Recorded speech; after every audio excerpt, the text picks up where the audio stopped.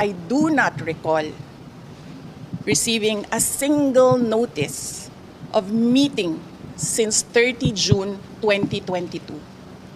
Therefore, I request the NSA to please send to me the notarized minutes of all meetings conducted by the Council from 30 June 2022, if at all there is any.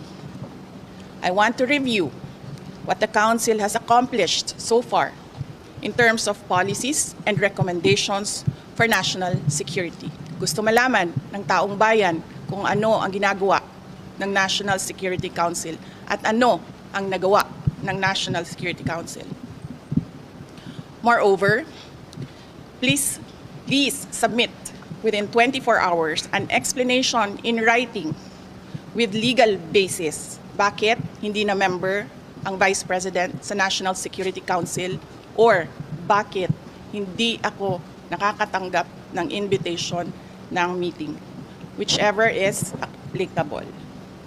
And finally, I urge all the National Security Council members and the Filipino people to demand transparency and accountability from the personnel of the National Security Council. Shukran.